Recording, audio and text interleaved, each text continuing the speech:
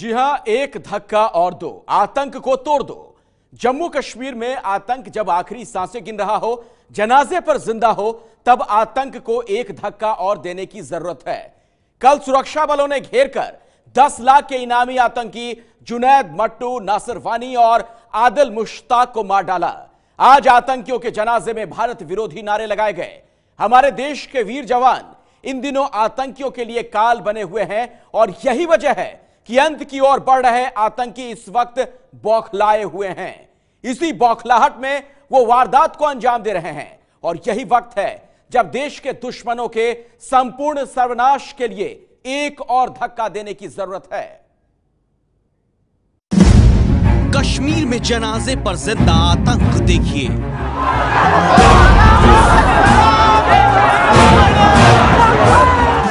बच्चों के सहारे घिसटता आतंक देखिए।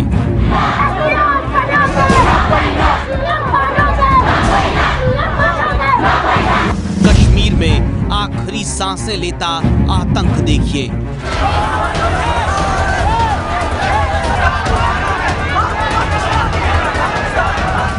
कश्मीर में शांति से पहले का तूफान देखिए।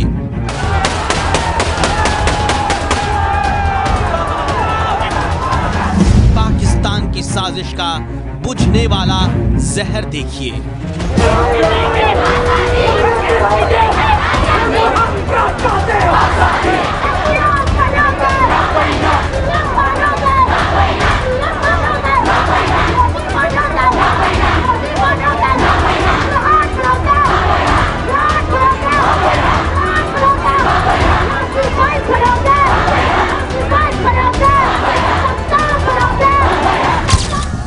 आतंकियों के पस्त हौसलों की ये ताजा तस्वीर है। मौत से पहले आतंक की छटपटाहट है ये।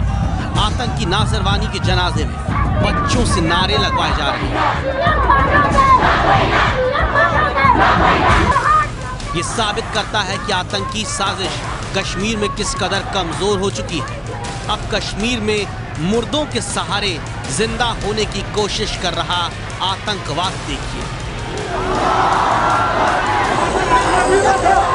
इस वीडियो से साफ साफ पता चलता है कि आतंकी के जनाजे का इस्तेमाल भारत विरोधी भावनाओं को भड़काने और नए आतंकी भर्ती करने के लिए किया जाता है। ये दो तस्वीरें आपकी टीवी स्क्रीन पर, पहली में आतंकी नासिर वानी और दूसरे वीडियो में लश्कर कमांडर जुनैद मट्टू का जनाजा है।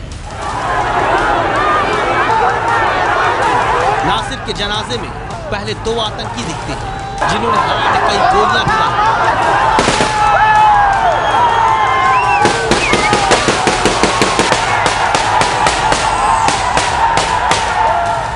दक्षिण कश्मीर के शोपियां में हजारों लोगों के अलावा 10 आतंकी भी आए थे। अब सुरक्षा एजेंसियों के निशाने पर लश्कर के ये आतंकी भी हैं। हमने सुरक्षा एक्सपर्ट से यह जानने की कोशिश की क्या कमजोर पड़ चुके आतंकी जनता को अपनी ढाल बनाने के लिए ऐसा कर रहे हैं। जब कमज़ोर पड़ते हैं तो जनता को भी ढाल बनाते हैं, बच्चों का भी इस्तेमाल करते हैं और हमने देखा है कि और सॉफ्ट टारगेट को निशाना बनाते हैं जब ये होते हैं। और इनकी संख्या बहुत कम हो गई है इस समय, ये बहुत प्रेशर में है। सेना की रणनीति साफ है कि आतंक को खत्म करने के लिए एक धक्का और देने की जरूरत है। इसलिए सेना प्रमुख ने भी कहा कि दक्षिण कश्मीर में जरूर थोड़ी दिक्कत है, लेकिन हालात जल्द काबू में होंगे। Security forces and all the other agencies are doing a great job to bring the situation under control. Some parts of the South Kashmir are indeed troublesome. Necessary actions are being taken to ensure that the situation there is soon brought under control.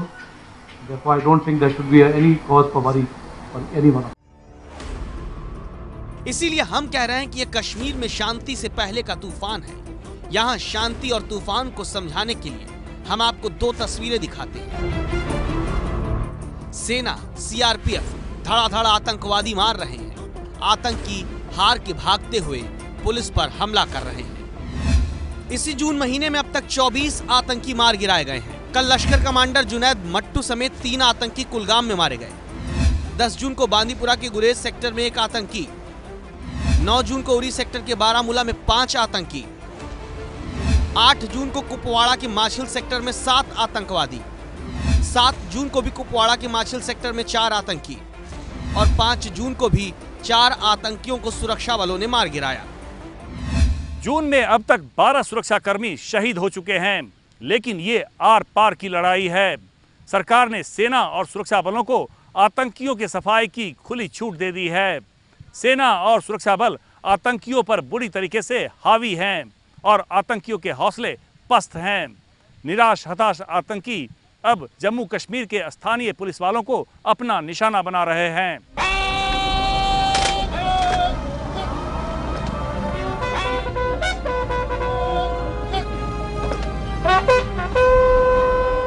ये सलामी जम्मू कश्मीर के उन 6 जांबाज police वालों को दी गई जो कल आतंकियों के हमले में शहीद हुए। दक्षिण कश्मीर में अनंतनाग जिले के अचबल में कल इसी जगह घात लगाकर बैठे 15 आतंकवादियों ने जीप पर सवार पुलिस दल पर अंधाधुंध फायरिंग शुरू कर दी थी।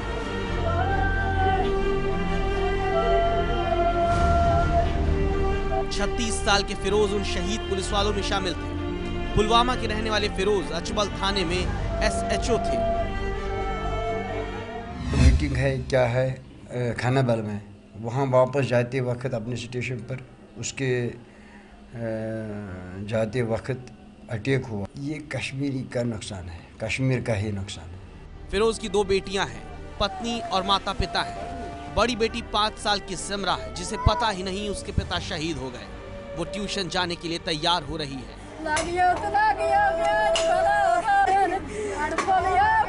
नौगाम में कांस्टेबल सब्जार अहमद के घर मातम पसरा है। पूरे गांव में जैसे ही खबर मिली लोग घर पर जुटने लगे। गांव वालों ने मौत की खबर सुनने के बाद निवाला तक नहीं खाया। अचानक से जब इसकी कल खबर मिली तो तमाम गांव में ऐसी हालत हो गई कि किसी ने चावल का एक टुकड़ा भी नहीं खाया होगा।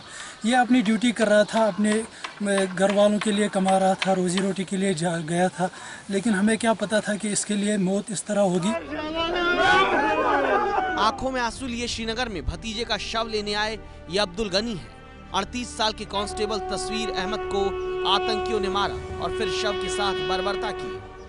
कल दक्षिण कश्मीर के अचबल में पुलिस पार्टी पर हुए हमले में जो 6 जवान मारे गए थे उनमें से एक कांस्टेबल तस्वीर अहमद को यहाँ पे अंतिम श्रद्धांजलि दी जा रही है। कसूर तो इतना है, बेचारे अपने बच्चों के लिए रोजी रोटी कमाते, हमारी वादी में रोजी रोटी कमाना भी